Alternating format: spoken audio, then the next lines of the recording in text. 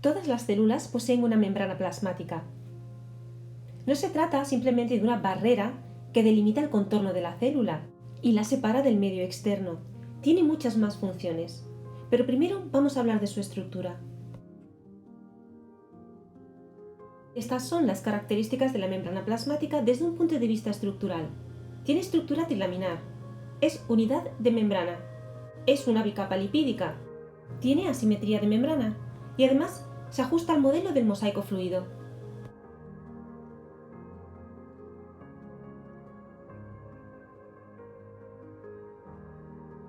La membrana plasmática tiene un espesor de 7,5 nanómetros, por lo que no fue posible determinar su estructura hasta el descubrimiento del microscopio electrónico.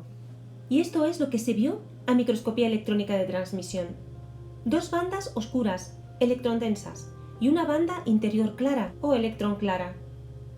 Las bandas oscuras se corresponden con las regiones hidrófilas de los fosfolípidos. La banda clara, la zona hidrófoba, es donde estarían situados los ácidos grasos de los fosfolípidos. Esta estructura trilaminar observada es una bicapa lipídica, pero además tiene proteínas embebidas.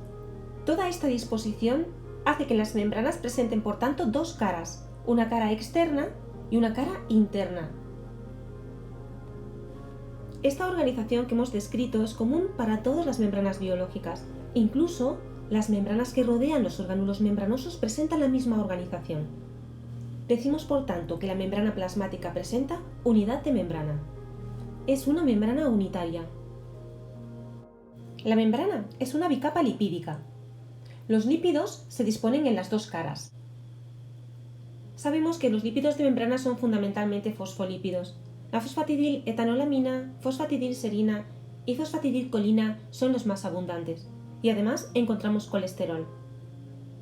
Los lípidos que se localizan en ambas caras se encuentran en constante movimiento.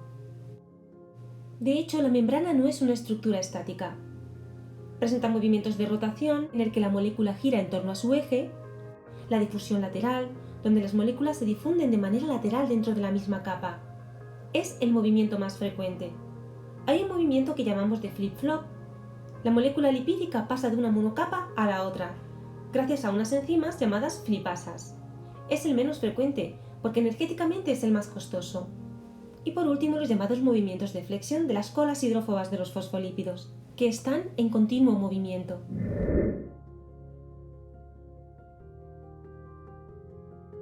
Aquí podemos observar cómo las colas de los fosfolípidos tienen restringido el movimiento cuando hay una molécula.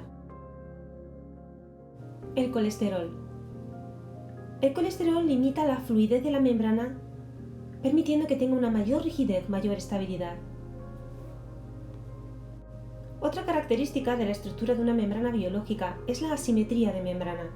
Está directamente relacionada con la composición. Sabemos que en una membrana biológica el 40% lo constituyen los lípidos y el 60% las proteínas.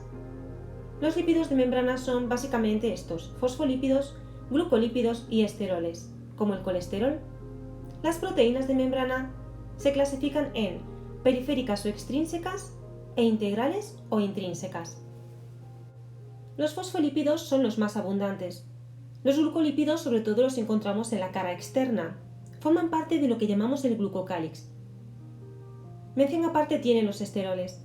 El colesterol está presente en la célula animal, el citosterol en la célula vegetal, el ergosterol en hongos y algunos protistas. Las bacterias no tienen colesterol, hay una excepción que son los micoplasmas. De hecho, estas bacterias que son parásitos intracelulares no tienen pared, la han perdido, y la presencia de colesterol en su membrana le confiere la rigidez y estabilidad que necesita. Ya que precisamente es esa la función del colesterol, aportar rigidez y estabilidad a la membrana, reduciendo la fluidez. Siendo esta la pregunta EBAU, ¿de qué depende la fluidez de las membranas? Habría que contestar: de la temperatura, a mayor temperatura mayor fluidez, de la longitud de los ácidos grasos de los fosfolípidos, a menor longitud mayor fluidez, al grado de saturación de los ácidos grasos de los fosfolípidos también, recordad, a mayor número de insaturaciones mayor fluidez, y a la cantidad de colesterol. A mayor cantidad de colesterol, menor fluidez. Vamos a hablar de las proteínas de membrana. Las hay de dos tipos, periféricas también llamadas extrínsecas, e integrales, o también llamadas intrínsecas. Las periféricas no tienen regiones hidrofóbicas, las integrales sí, tienen regiones hidrofóbicas e hidrofílicas. Las periféricas son proteínas sobre todo de la cara interna, mientras que las integrales son proteínas transmembranales y aquellas que están situadas en la cara externa. Presentan glicosilaciones. Están unidas a glúcidos. En el caso de las proteínas periféricas, las uniones son débiles, son iónicas. Las integrales son uniones fuertes, uniones covalentes. De hecho, las proteínas periféricas se van a poder separar de las membranas fácilmente, con soluciones iónicas, soluciones salinas. Sin embargo, las integrales no. Se necesitan detergentes neutros para poder separar estas proteínas de las membranas. Esto conlleva la destrucción de la membrana.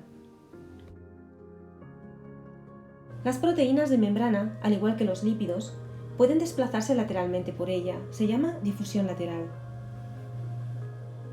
Sin embargo, algunas proteínas que forman complejos presentan una movilidad menor.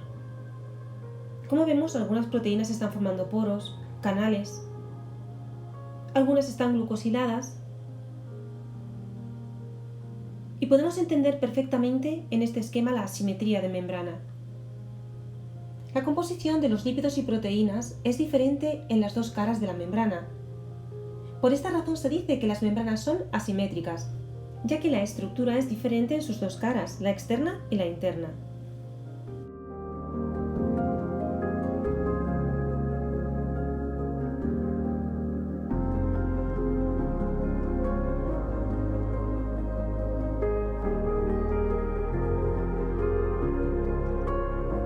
La membrana plasmática se ajusta al modelo de mosaico fluido. En 1972, Singer y Nicholson apuntaron que la membrana es una estructura fluida y no rígida como se decía hasta entonces, y que permite el movimiento de las proteínas embebidas o asociadas a la bicapa lipídica. Proponen el modelo del mosaico fluido que sigue vigente en la actualidad. Es un mosaico por la cantidad de componentes que podemos encontrar en la membrana y su disposición asimétrica. El grado de fluidez que tienen las membranas ya sabemos que se debe a la temperatura, a la presencia de fosfolípidos y, por supuesto, a la presencia del colesterol. Y aunque se han propuesto otros modelos, el mosaico fluido es el que a día de hoy está aceptado.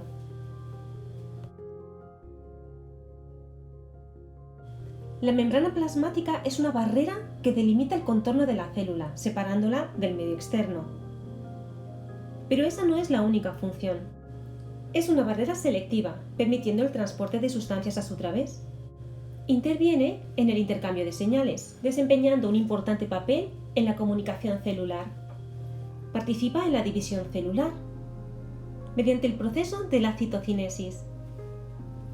Está implicada en los procesos de adhesión celular y permite que se den procesos de endocitosis y exocitosis, que permitirán el tránsito de macromoléculas o moléculas de gran tamaño.